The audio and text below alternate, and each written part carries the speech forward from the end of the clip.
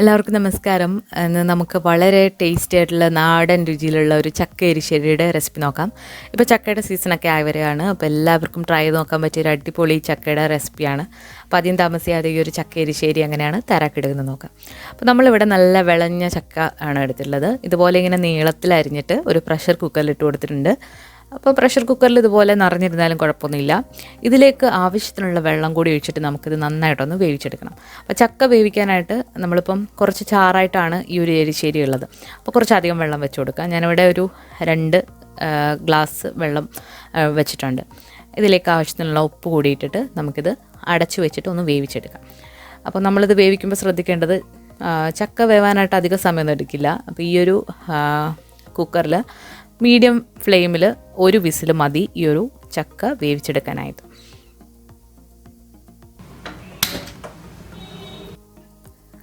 അപ്പോൾ മീഡിയം ഫ്ലെയിമിൽ നമ്മൾ ഈ ഒരു കുക്കർ വെച്ചിട്ട് ചക്ക വേവിച്ചെടുക്കാം.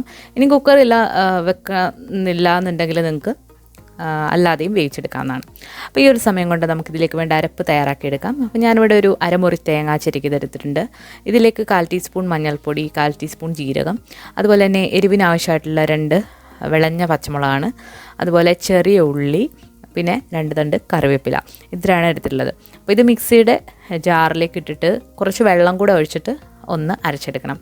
അരയ്ക്കുമ്പോൾ ശ്രദ്ധിക്കേണ്ടത് ഒരുപാട് വടിക അരയണ്ട, കുറച്ച് തരിതരിപ്പോടെ ഒന്ന് അരച്ചെടുക്കണം. അപ്പോൾ ഞാനിതിൽ വെളുത്തുള്ളി ചേർക്കുന്നില്ല. വെളുത്തുള്ളി നിങ്ങൾക്ക് ഇഷ്ടമാണെന്നുണ്ടെങ്കിൽ ഒരല്ലി ചേർത്ത് കൊടുക്കാവുന്നതാണ്.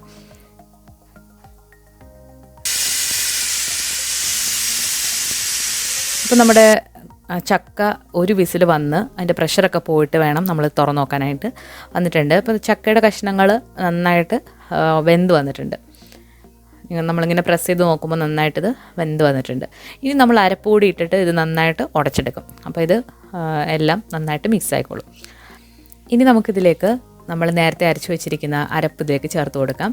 അരപ്പ് ഒരുപാട് അരയണ്ട, തരിതരിപ്പോടെ കുറച്ച് ലൂസായിട്ടുള്ള അരപ്പാണ്. അപ്പോൾ അരപ്പ് കൂടി ചേർത്ത് കൊടുത്തിട്ട് ഇത് നന്നായിട്ടൊന്ന് ഇളക്കുക. ഈ ഒരു ചക്ക എരിശ്ശേരി കുറച്ച് കഴിയുമ്പോൾ ഇത് നല്ല കട്ടിയായിട്ട് വരും. അപ്പോൾ അതനുസരിച്ചിട്ട് നിങ്ങൾ വെള്ളം ചേർത്ത് കൊടുത്തിട്ട് വേണം ഇത് ഇളക്കിയെടുക്കാൻ.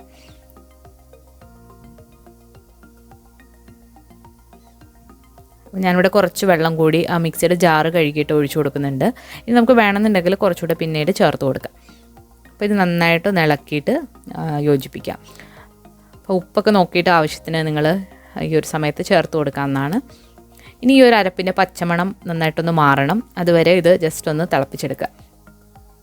ഇപ്പോൾ നമ്മുടെ ചക്ക എരിശ്ശേരിയിൽ ചെറുതായിട്ട് തിളയൊക്കെ വന്നിട്ടുണ്ട്. ഇതിലേക്ക് ആവശ്യത്തിനുള്ള ഉപ്പ് കൂടി ചേർത്ത് കൊടുത്തിട്ട് നന്നായിട്ടൊന്ന് യോജിപ്പിക്കാം. അപ്പോൾ നമ്മുടെ ചക്ക എരിശ്ശേരി ഏകദേശം ഇവിടെ റെഡി ആയിട്ടുണ്ട്. ഇനി നമുക്കിത് മാറ്റിയിട്ട് നമുക്കിതിലേക്ക് വേണ്ട കടുകും തേങ്ങയും ഒക്കെ ഇതിലേക്കൊന്ന് വറുത്തിട്ട് കൊടുക്കാം. അപ്പോൾ ഒരു ചീനിച്ചട്ടി ചൂടായി വരുമ്പോഴത്തേക്ക് അതിലേക്ക് കുറച്ച് വെളിച്ചെണ്ണ ഒഴിച്ചു കൊടുക്കുക.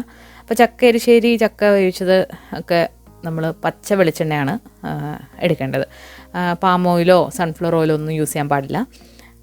ഈ വെളിച്ചെണ്ണ ഒന്ന് ചൂടായി വന്നപ്പോഴത്തേക്ക് നമ്മളിതിലേക്ക് കുറച്ച് കടുക് ഇട്ട് പൊട്ടിച്ചിട്ടുണ്ട്.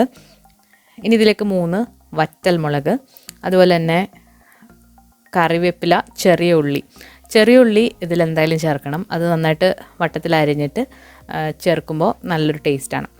പിന്നെ എരിശ്ശേരി ആയതുകൊണ്ട് തന്നെ നമ്മളിതിലേക്ക് കുറച്ച് തേങ്ങ ചിരകിയത് കൂടിയിട്ടിട്ട് ഇതൊന്ന് വറുത്തെടുക്കണം. അപ്പോൾ തേങ്ങ ഒരുപാട് വേണ്ട, ഒരു 2-3 ടേബിൾ സ്പൂൺ തേങ്ങ മതിയാകും. ഇതിന് നന്നായിട്ടൊന്ന് ഫ്രൈ ചെയ്തെടുക്കാം. കറിവേപ്പിലയും കൂടി ചേർത്ത് കൊടുക്കാം. തേങ്ങ ഒരു ലൈറ്റ് ബ്രൗൺ നിറാകുന്നത് വരെ നന്നായിട്ടൊന്ന് മൂപ്പിച്ചിട്ട് വേണം നമ്മൾ ഈ എരിശ്ശേരിയിലേക്ക് ചേർത്ത് കൊടുക്കാൻ. അപ്പോൾ നന്നായിട്ട് മൂത്ത് വന്നിട്ടുണ്ട്. നമുക്കിനി എരിശ്ശേരിയിലേക്ക് ചേർത്ത് കൊടുക്കാം.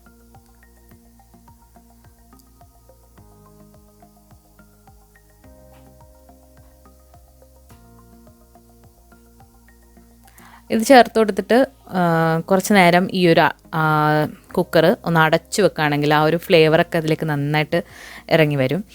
അപ്പോൾ വളരെ ടേസ്റ്റി ആയിട്ടുള്ള ചക്ക എരിശ്ശേരി ഇവിടെ റെഡി ആയിട്ടുണ്ട്. ഇത് പറയേണ്ട ആവശ്യമില്ല, നല്ല ടേസ്റ്റിലുള്ള നാടൻ ആയിട്ടുള്ള ഒരു റെസിപ്പിയാണ്. അപ്പോൾ ചക്ക കിട്ടുന്നവരൊക്കെ തീർച്ചയായിട്ടും ഒന്ന് ട്രൈ ചെയ്ത് നോക്കിയിട്ട് നിങ്ങളുടെ ഫീഡ്ബാക്സൊക്കെ അറിയിക്കുക. ഈ വീഡിയോ ഇഷ്ടമായിട്ടുണ്ടെങ്കിൽ ലൈക്ക് ചെയ്യാനും ഷെയർ ചെയ്യാനും മറക്കരുത്. നമ്മുടെ ചാനൽ ഇതുവരെ സബ്സ്ക്രൈബ് ചെയ്തിട്ടില്ല എന്നുണ്ടെങ്കിൽ സബ്സ്ക്രൈബ് ചെയ്യാനും മടിക്കരുത്. പുതിയൊരു റെസിപ്പി വീഡിയോ ആയിട്ട് നമുക്ക് വീണ്ടും കാണാം. താങ്ക്